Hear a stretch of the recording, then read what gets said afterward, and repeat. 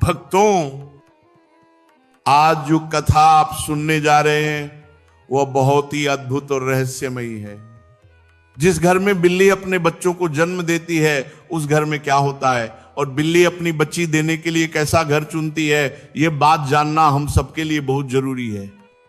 क्योंकि कई बार ये छोटी सी घटना हमारे घर की बरकत, हमारी शांति और हमारी समृद्धि को प्रभावित कर देती है।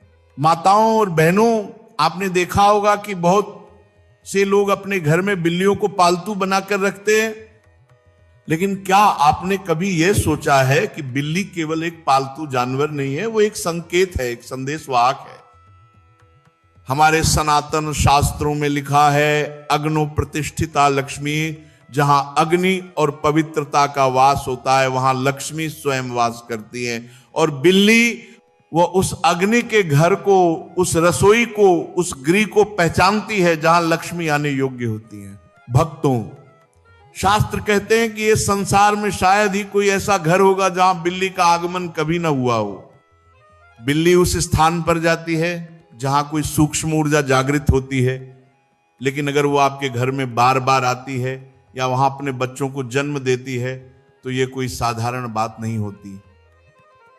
अब आप सोच रहे होंगे कि आखिर बिल्ली अपने बच्चों को जन्म देने के लिए किसी विशेष घर को ही क्यों चुनती है। ये रहस्य समझने से पहले एक कथा सुनिए महाराज। बहुत पुरानी बात है। एक नगर में एक महिला रहती थी। उसका एक पुत्र था, लेकिन वह जन्म से ही अपाहिज था। वह न तो उठ पाता न चल पाता। मां का हृदय अपने बच्चे के इस दुहक को देखकर हर समय करुणा से भरा रहता। वह सोचती, हे प्रभु, मुझसे कौन सा ऐसा पाप हुआ कि मेरा पुत्र इस दशा में जन्मा। समय बीतता गया और 1 वर्ष बाद उस महिला को दूसरी संतान प्राप्त हुई, फिर एक पुत्र। लेकिन हे भक्तों, वही दशा, वही भी अपाहिज ही जन्मा। अब वह महिला और भी दुखी रहने लगी। वह रोज रोती, प्रार्थना करती, पर कुछ बदलता नहीं। तीसरे वर्ष में तीसरा पुत्र हुआ और तीसरा भी वैसा ही अपाहिज। अब वह महिला दिन रात यही सोचती रहती, क्या मेरी कोख ही अपवित्र है? क्या मेरे भाग्य में ऐसे ही संतानें लिखी है? चौथे वर्ष में चौथा पुत्र हुआ, वही परिणाम, और 5वें वर्ष में 5वां पुत्र, फिर वही दशा। अब वह महिला टूट चुकी थी। उसका हृदय इतना दुख से भर गया था कि वह रात रात भर रोती रहती।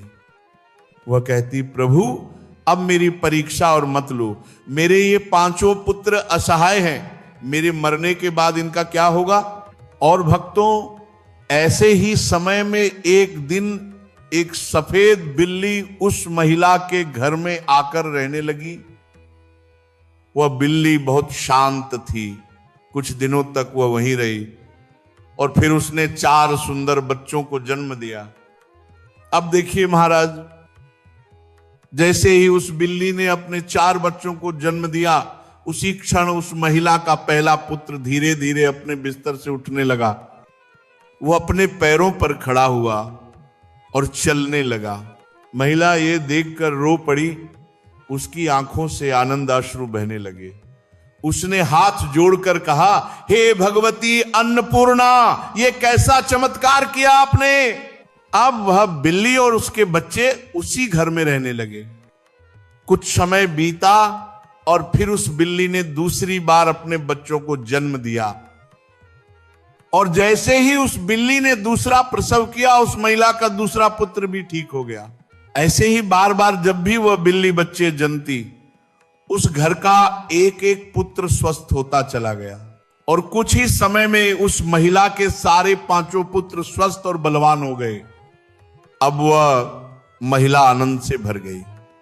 उसके घर में धन की, अन्न की और प्रेम की कभी कोई कमी नहीं रही।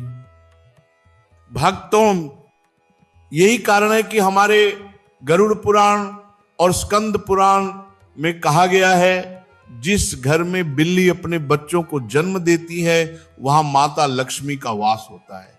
लेकिन एक बात और याद रखनी चाहिए, वही बिल्ली अगर उस घर में बार बार रोए या रात को विलाप करे तो वह शुभ नहीं मानी जाती। हमारे शास्त्रों में स्पष्ट कहा गया है, बिल्ली का रोना विशेषकर रात में किसी बड़े अनिष्ट का संकेत होता है। ऐसा माना गया है कि वह घर में आने वाले संकट की पूर्व सूचना होती है।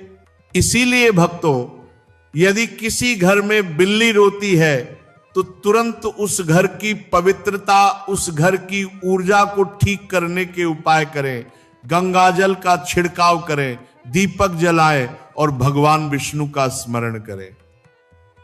अब बात करते हैं एक और रहस्य की।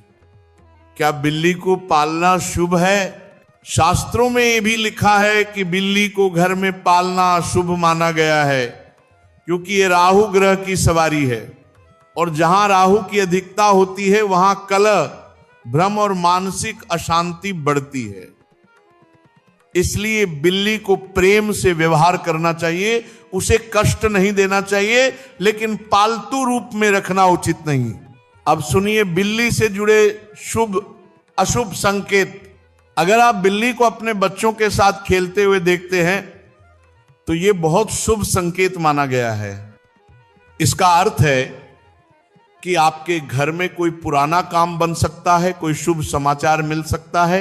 दीपावली की रात अगर बिल्ली आपके घर आए तो यह धन प्राप्ति का संकेत होता है। अगर बिल्ली आपके बाईं ओर से निकलकर दाईं ओर जाती है तो यह भी शुभ संकेत माना जाता है।